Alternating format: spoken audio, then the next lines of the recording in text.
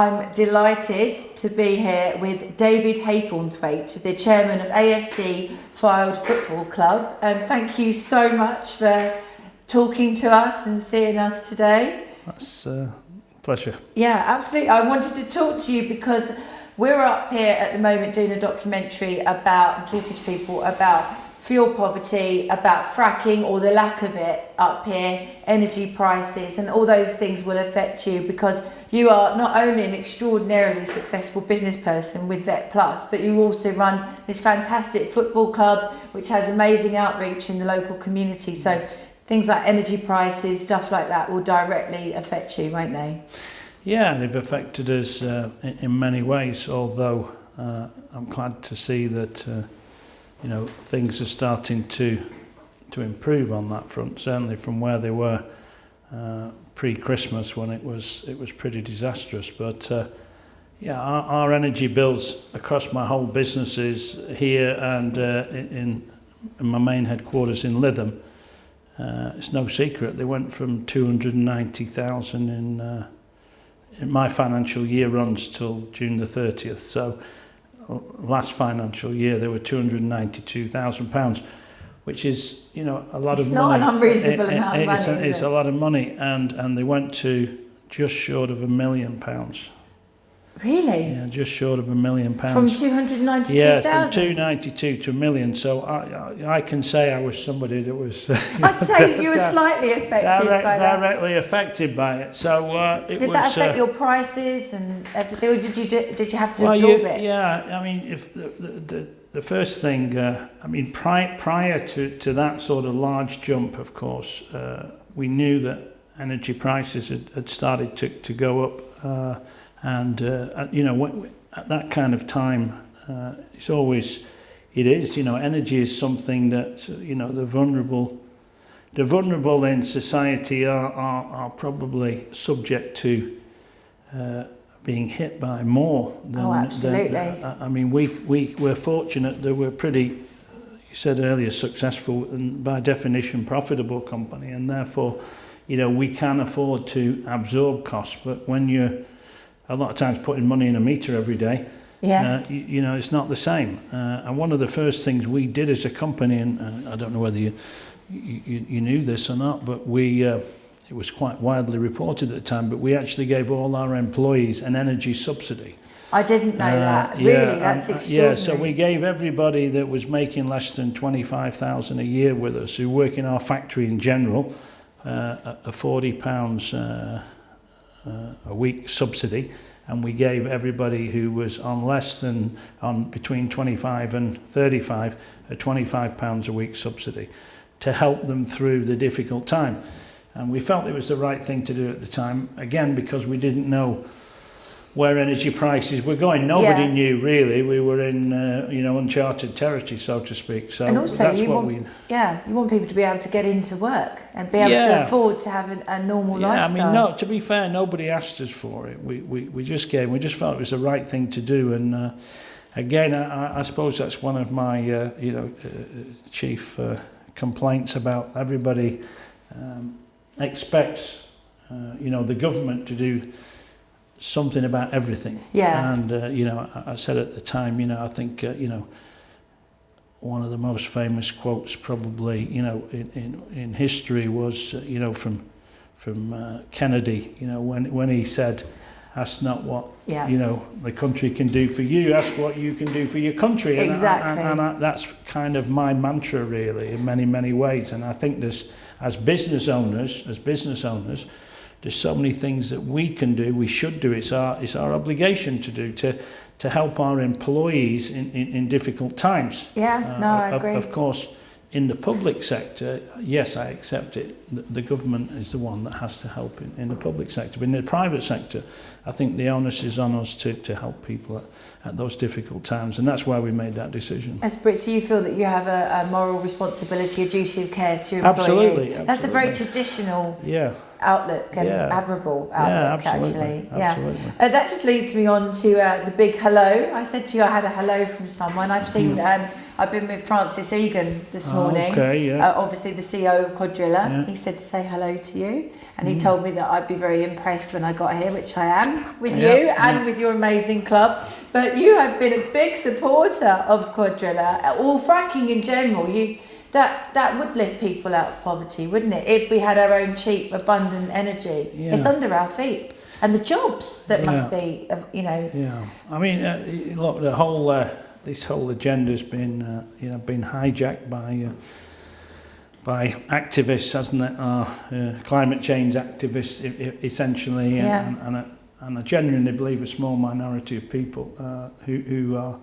And to be fair, have succeeded so far in persuading the government, really, that fracking is something that we don't want in the UK, and so you have to congratulate them, even though maybe you're on the opposite side, that they've succeeded, and it shows what a small minority can do. But I think it's an unbelievably bad decision.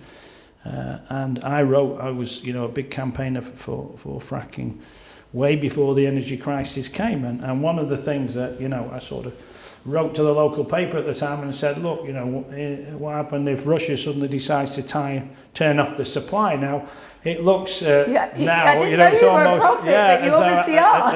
as though I was a prophet, and of course effectively they didn't turn it off, but they decided to turn it down in much so that the price went up, and so I'm a big supporter of fracking, and I think it's criminal that basically underneath this football stadium here and in the Fylde, we're sitting on the biggest shale gas supply in Europe, outside of America, and very high quality gas as well, apparently. And it's free, It is. It's free. All we have to do is get it out of the ground. And unlike renewables, it doesn't have to have massive subsidies like the Drax, £2 million quid a day. Everyone can get it out of there, and we've been unfortunately, people have been scaremongered, as they often are, to say that it's unsafe and it's dangerous, and it's this country was an amazing country, and it was built really on the Industrial Revolution, and Absolutely. the Industrial Revolution was powered by coal, and that would never have happened now, because we'd never got coal out the ground. No. Because we would have been petrified that somebody might die going down the mine, or a horse or a donkey that's pulling it. Oh, that would be cruel to donkeys. We can't put donkeys down there, and we wouldn't be allowed to put little birds down there that sung when they, they died when they got the gas, and that gave the signal. You wouldn't be allowed to do any of it, would you? All of that would have been cruel to animals, birds, humans, and we'd be in the dark ages, wouldn't we? Still, we'd be ploughing with horses. Well, the last time I said this morning to Francis, the last time we were powered by renewables was 200 years ago, and the life expectancy was 40 years. You're 40 years old. It's absolutely ridiculous. But so you do lots of local community outreach stuff here, don't you? Would you like to talk to us a little bit about that? Well, we have a community foundation. Most clubs these days have a community foundation. Yeah, but I've heard that yours is particularly good. Well, I suppose one of the differences is ours. Community foundations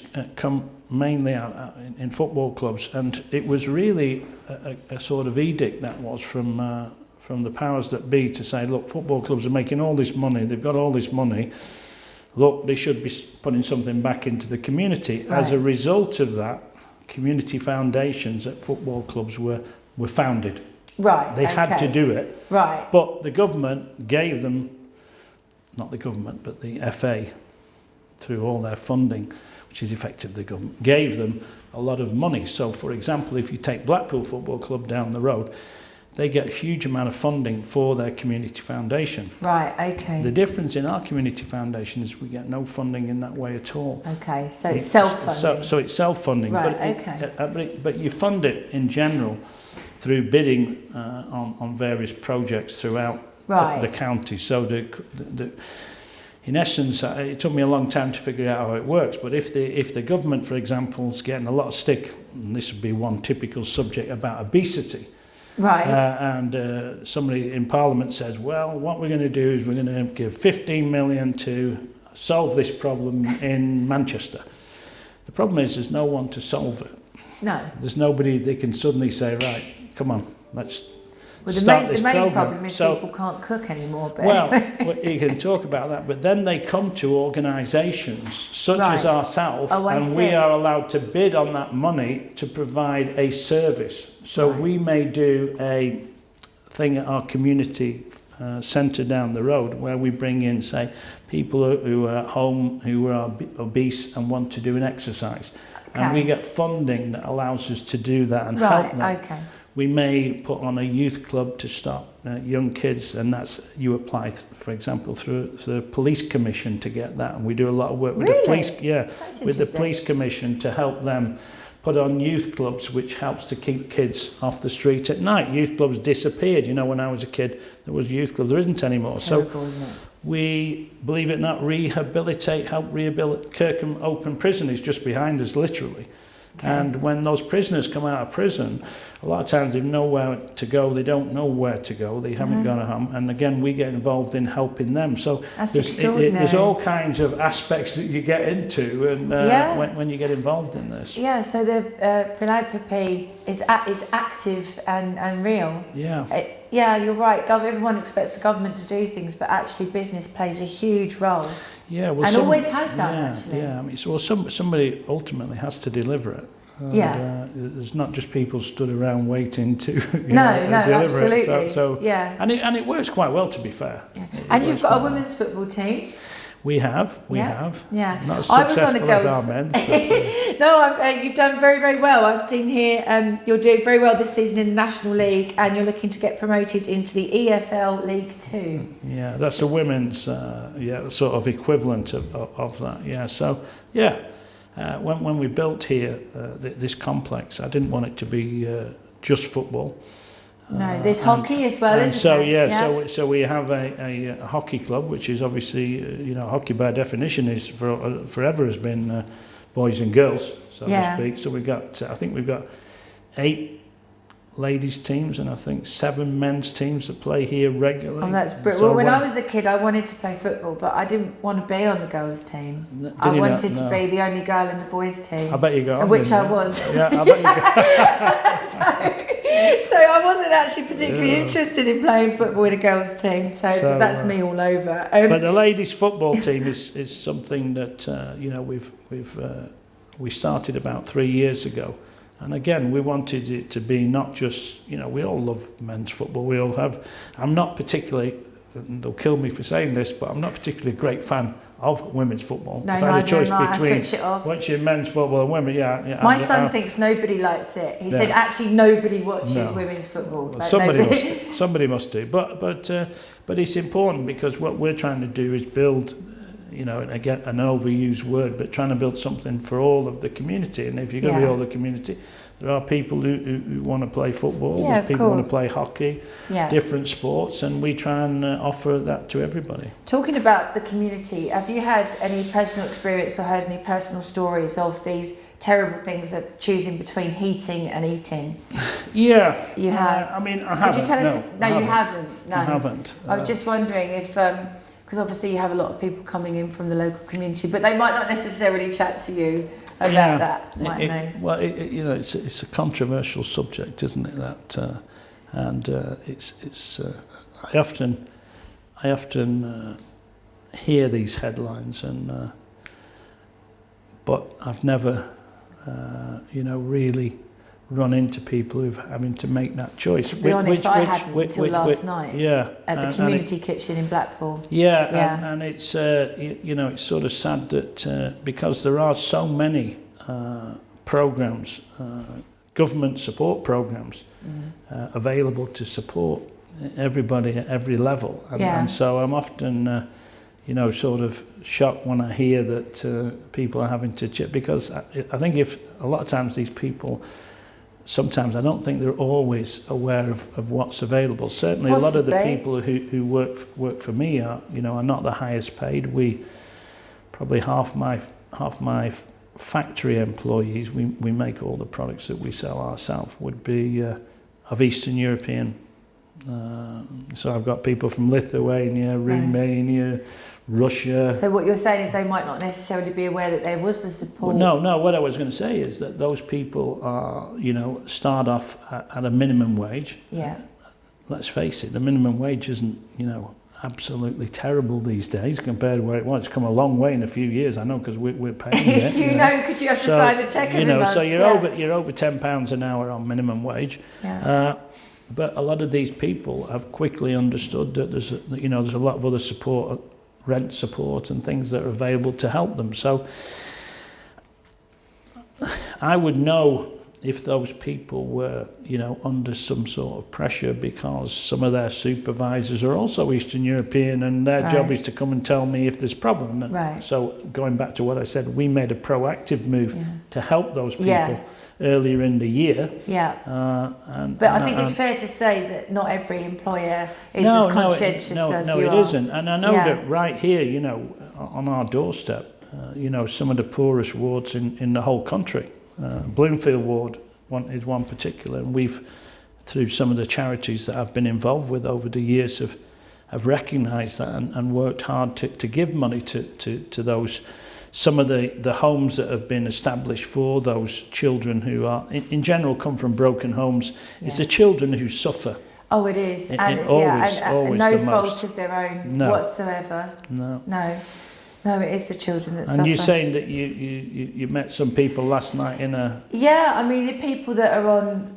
there were some people there that are working, but the predominant people there were, people that were on benefits. And if you're on a very restricted income via benefits, maybe a single mum with small children, if your heating bills go up to £500 or £400 a month, I mean, that's wiped out all your money, literally. Yeah. So, the people that I met last night weren't having problems budgeting, because I know that Lee Anderson did a thing the other day talking about that. And I'm sure there are people who, either choose certain luxuries or don't know how to budget or whatever. But the people that I met last night, that wasn't the issue. I think you touched on something earlier, and I think there was some Conservative politician a few months ago suggested that people maybe should learn to cook, because that would be a good way of economising. I mean, I think the sad thing about the poorest people is, in general, that they live a lot of times on takeaways, and that's the most expensive way to eat. Or on pre-cooked meat, or on pre-cooked. They took home economics out of school. Not pre-cooked. What's it called? Pre-prepared. Pre-prepared. Yeah, I mean, for a long time they took cooking out of schools. Yeah, home economics was. But it's back in. I'm pleased to inform you. My daughter is learning to cook. Yeah. I'm very happy about that. She's 12. She's just started. I suppose my generation, everybody grew up with it. My wife, and she remembers it at school, and said it's crazy. So that people can't cook, and I grew up on a farm. In my younger days, and I remember that if we had chicken for Sunday dinner, you didn't have beef in those days. You had chicken. It was chicken. It was the thing. Then you got chicken soup on Monday. You got chicken sandwiches Monday night. But you didn't do any. Didn't take any harm. But you made that chicken. That chicken went a long way. You made it last. So what do you think about? Now my poor old wife, now if she gets the chicken, she cuts the breast off, and then gives the rest to the dog. Which is, but it's it is what it is, isn't it? What do you think about all the climate catastrophists blaming everything, if it rains, it's a climate emergency. People can't eat meat because it's a climate emergency. What do you think? You've got much trucks. What do you think about that? Nonsense. Excellent. Good. Nonsense. But we agree with each other on that then. Look, for as long as I can remember, there's been disasters on. Floods, and in America they've had tornadoes. I lived there for a long time. They've had tornadoes. Forever. When I went to the Midwest, and I lived in the Midwest for about 2 years. Every year the snow piled up on the highway was there, and it came in October, and it never went till March. If you lived out in Iowa, so that's always been there. Yeah, but if they show it now, all of a sudden it's global it's a warming, climate change, global warming, whatever. It's always something, isn't it? So. I mean, if one of the advantages are we've got some extremely nice wine being grown in the south of England now, isn't it? So if that's a benefit of global warming, well, I mean, we haven't actually had any warming for 10 years, but I mean, I talk about this quite often, you know, when I do stuff. We were much warmer in the Roman period where they were growing grapes up here, not down in the south, and also the medieval warming period. And I always make the point, there weren't many 4x4s, there wasn't much, you know, gas extraction going on in those days. So, you know, what was going on? Or maybe it's because the climate always changes. Well, of course, Fancy you know, that. I suppose where I'm touched on it quite a lot is that you said earlier I have a veterinary company, and that's primarily focused on dogs and cats. But I started my business, and I just said I was born on a farm, and I have a farming company today. And that farming company is calling my salespeople are calling every day on dairy farmers, on beef farmers. Right. And of course they're under siege by everybody because of course the saying that in actual fact they plucked this statistic out of the air, say that 14% I think it is of all global warming is caused by, you know, emissions from cows. It's nonsense. And therefore, but of course that's all driven by a vegan agenda who want to get rid of everybody eating meat, so they can make up any statistics that they want. And again, they're they want you eating bugs. And they're a small minority who make a lot of noise. It's not great in that respect. Well, it seems that the whole net zero agenda is about driving people who are already in poverty into absolute poverty, you know, taking us back almost to a feudal system where you don't leave your 15-minute zones. I don't know if you've heard about that. No, but interestingly enough, you know, and I've had many debates just to take back onto fracking again and the benefit it could bring, because we are in a very poor area. And if you look back to North Sea oil exploration, at the time it's quite interesting because there's a little fishing village called Peterhead up in Scotland. I've heard of that. I don't know why. I can't remember whether it's north or south of Aberdeen, but anyway, Peterhead, I think at that time, rejected the fact that all the oil was going to be based there. So Aberdeen took it, and Aberdeen was a little fishing village. And now it's a world centre of excellence in oil exploration. World centre of excellence. Right. And I think there's more millionaires per square mile in Aberdeen than anywhere else, including Kensington, to this day. So the single Essex girls need to get up there then? They need to get up there. They probably already up there and come back. But you know, it's been like that for a long time. But the point is that that exploration brought huge investment into that area to a little fishing village and provided really, really well-paid jobs. Yeah. And that's what it would do here in Blackpool, right on the Fylde coast. So all those poor people who you just mentioned, there would be a spin-off from that because because investment produces good jobs. The problem in Blackpool is that in the main, it's a seasonal town. It's like all these places, a seasonal town. Traditionally pay low wages in hospitality, and then you have a winter period where there's no jobs. Yeah. Whereas bringing investment in is 365 24/7. Yeah. And some serious money invested, and you need private investment into the economy, and there it was, and the opportunity's still there. Yeah, it is still there, and hopefully some common sense will prevail at some point. But you haven't experienced much common sense from your local councillors, have you? Have they blocked you building a car park for your away fans or something? Well, yeah. I mean, I don't want to be too hard on my local council. In general, most of my local council are pretty good. But like all local councils, you know, like life, there's a minority, isn't there, who have an agenda. Yeah, and they're the vocal ones, and they happen to live within about 300 yards of the stadium. And so they don't, you know, and the local councillors in Kirkham, the local town here, nobody wants to see progress. Everyone's always frightened of progress, aren't they? And think that it's going to take away from the local town centre. That was their concern. But unfortunately, the local town centre, was dead, and as a lot of town centres are. And what we've brought out here is in actual fact, we've got about 200 people working on this site in various different industries and jobs. Yeah, wow, that's permanent, and probably another 300 on a temporary basis. All the different outlets that are here. And would there be more employment requirements if you had more away fans coming in? Well, I don't think it's nothing to do. That's nothing to do with the football. Unfortunately, I wish it was. Oh, okay, okay. We're one of the worst supported teams in our league, so it's not bringing in a lot of away fans that counts. But this site operates. The football club only operates on a Saturday, but the rest of the site operates, 365, 24/7. Right, basically. so the car park would be used by everybody. You've got McDonald's, you've got Starbucks, you've got a 24-hour petrol station, you've got a distribution centre across here. Yeah. You've got different jobs that are coming in. There's just someone investing about 20 million in a brand new distribution centre, going to start next month.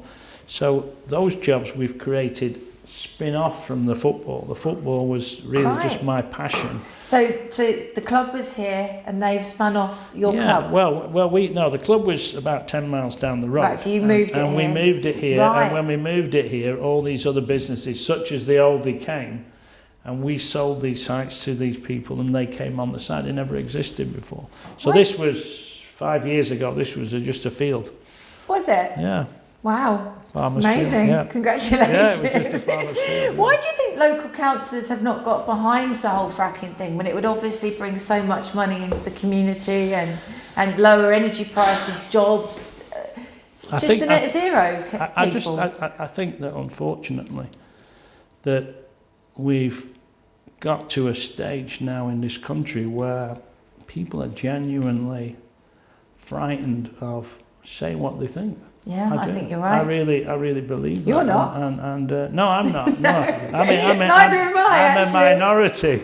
Well, probably why you're here, but you're not on GB News. You fit right in. But people are. So I know. I come out with lots of my friends, and I say, well, why don't you say that? Why don't you say that? And they go, oh, it's just we'll just get problems. We'll get slaughtered. And HR at work told me I can't say that. You can't say this. Can't do this, and PC. So you don't strike me as particularly PC. It's pretty, it's pretty dangerous though. State of that when people are frightened to speak out, isn't it? It is dangerous because it sets a precedent, and then eventually people don't hear opposing views, and then so you just have people very blinkered, and especially banning words as well. And I think it's quite interesting. When to go back to I was talking earlier before we started about me being a Brexit supporter. Yeah. And I think that nobody could believe the result at the time. I remember sitting in bed at 3 o'clock in the morning going, yeah, it's going to happen, it's going to happen. And the pollsters had got it so wrong, but I think that showed that a lot of people won't say what they think. That's so what when I they thought can go in the ballot box and vote privately, that's what they really think.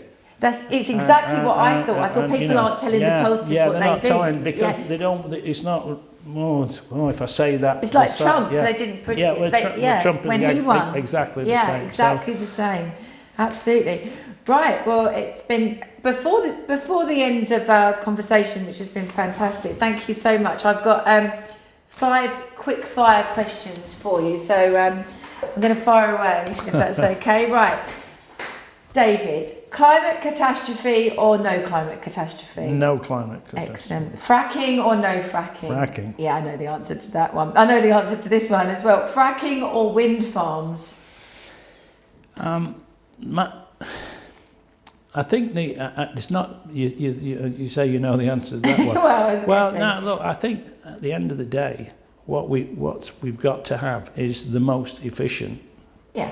That can deliver the most cost-efficient energy independently for this country. So if that's a wind farm, I'm okay with a wind farm. I don't have to have fracking. Yeah. I'm not that, set on fracking. I haven't got any investment in fracking. But I think there's no reason, you can't do both. No, absolutely. And of course you need the fracking to power the wind turbine anyway. Well, how much is the problem with wind turbines? And again, it's something that I learned. I don't know whether you're aware of, but sometimes when you get windy, you can be too windy, and you have to turn it off. Yeah. You have to turn it off because it's too windy. So there's a lot of faults yet within that technology. I'm sure they'll sort it out. Maybe. But no, I'm not. Renewable energy is not something that